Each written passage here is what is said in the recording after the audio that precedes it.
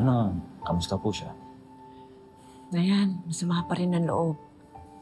Kasi ikaw pinapunta ng si Liglay sa Batangas at hindi siya.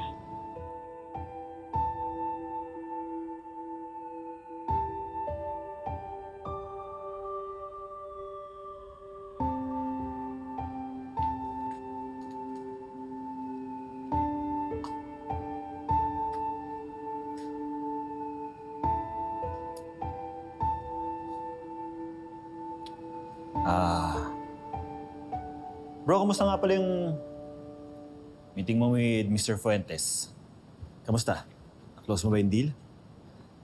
I was calling you last night. Hindi ka sumasagot.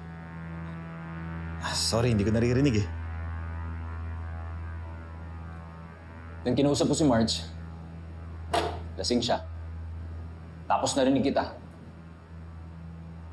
In-offer mo siyang ihatid sa kwarto. Well, hindi naman pwedeng basta iwan ko na lang siya doon, di ba?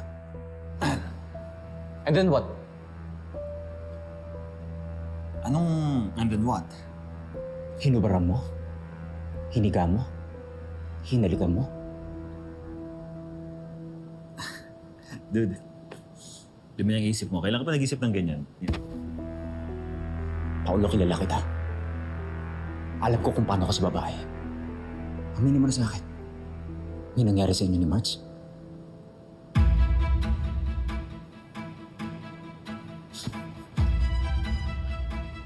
Huwag ka nun, Paulo.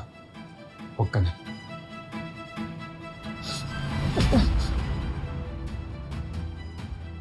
Sinabi mo sa akin hindi mo siya gusto! Na I should go for her! Sasabihin ko lang kay Marge na gusto ko siya eh. Tapos ano? Ano ginawa mo? Tikman mo muna siya bago mo siya ibasa sa akin!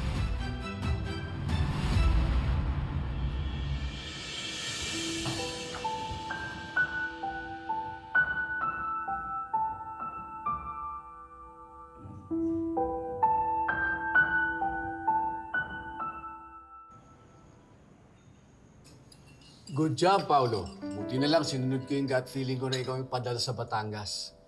Actually, Dad, dapat yung i-congratulate si Marge. Kasi kung hindi po dahil sa kanya, hindi po namin mako-close yung deal.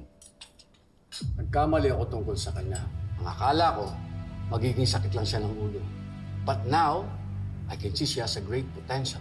Yan din po yung sinabi ni Mr. Escanio.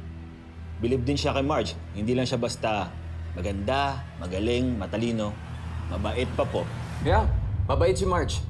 And sobrang trusting. Kaya nga inaabuso at tinitake advantage ng iba eh. Gaya nino.